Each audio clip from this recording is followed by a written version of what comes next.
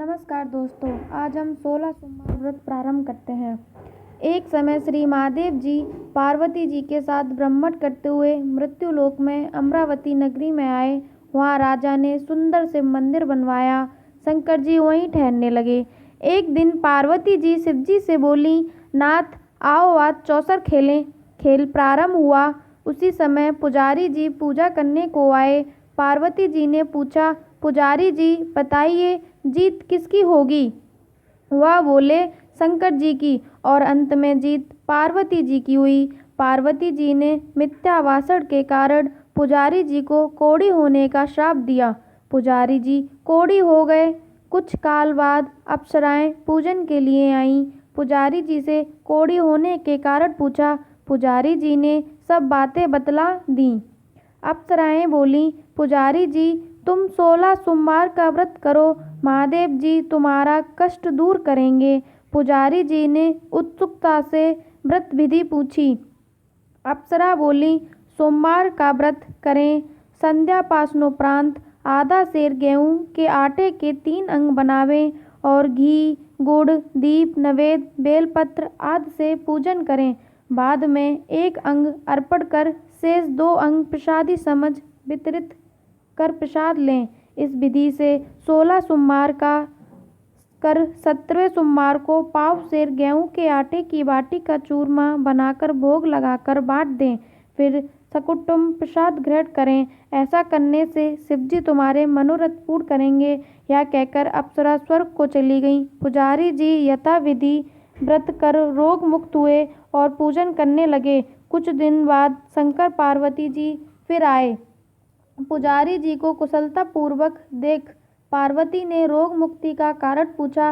पुजारी के कथा अनुसार पार्वती ने व्रत किया। फलस्वरूप अप्रसन्न कार्तिकेय जी माता के आज्ञाकारी हुए। कार्तिकेय जी ने भी पार्वती जी से पूछा कि क्या कारण है, मेरा मन आपके चरणों में लगा है। पार्वती ने वही व्रत बतलाया। कार्तिकेय जी ने भी व्रत किया। फलस्वरूप बिछड़ा हुआ मित्र मिला। उसने भी कारण पूछा। बताने पर विवाह की इच्छा से यथाविधि व्रत किया। फलतः वह विदेश गया। वहाँ राजा की कन्या का स्वयंवर था। राजा का प्रण था कि हथनी जिसको माला पहनाएगी उसी के साथ पुत्री का विवाह होगा। वह ब्राह्मण भी स्वयंवर को देखने की इच्छा से एक और जा बैठा। हथनी ने माला इसी पंडित को पहनाई। धूमधाम से विवाह हुआ। तत्पश्चात दोनों सुख से रहने लगे।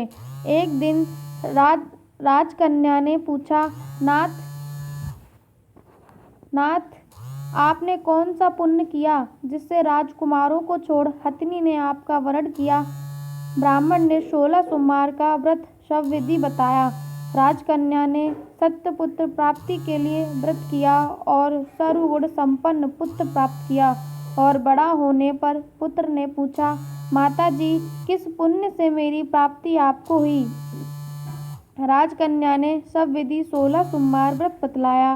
पुत्र राजकामना से व्रत करने लगा। उसी समय राजा के दूतों ने आकर राजकन्या के लिए वरण किया। आनंद से विवाह संपन्न हुआ। राजा के देवलोक होने पर ब्राह्मण कुमार को गद्दी मिली। फिर भी वह इस व्रत को करता रहा। एक दिन इसने अपनी पत्नी से पूजन सामग्री शिवालय ले चलने को कहा, परंतु उसने दासियों द्वारा भिजवा दी। जब राजा ने पूजन समाप्त किया तो आकाशवाणी हुई कि इस पत्नी को निकाल दें, नहीं तो वह तेरा सत्यानाश कर देगी। प्रभु की आज्ञा मान इसने रानी को निकाल दिया। रानी भाग्य को कोसती हुई एक नगर में बुढ़िया के पास गई। दीन देख बुढ़िया ने इसके सिर पर सूत की पोटली रख बाजार भेजी। रास्ते में आधी आई, पोटली उड़ गई। बुढ़िया ने इसको फटकार कर भगाया। वहाँ से तेली के पास पहुँची तो सब माट चटक गए। उसने भी निकाल दी। पानी पीने नदी पर पहुँची तो नदी सूख गई। सरोवर पर पहुँची तो हाथ स्पर्श होते ही जल में कीड़े पड़ गए।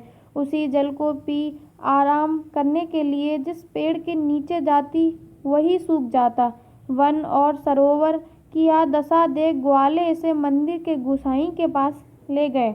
यह देखकर गोसाई जी समझ गए यह कुलीन अबला आपत्ति की मारी हुई है। धैर्य बांधते हुए बोले, बेटी तू मेरे यहाँ रह, किसी की चिंता मत कर।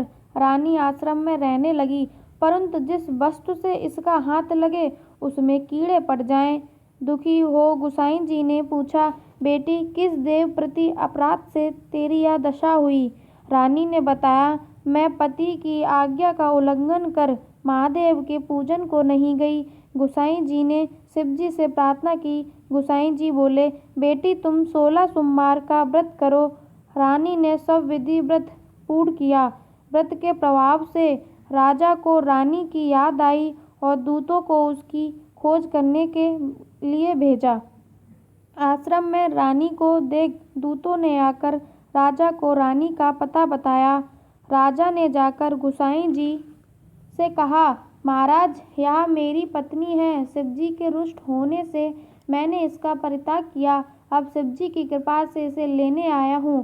कृपया इसे जाने की आज्ञा दें। गोसाई जी ने आज्ञा दे दी। राजा रानी नगर में आए। नगर वासियों ने नगर सजाया, बाजे बजने लगे, मंगलोच्चार हुआ।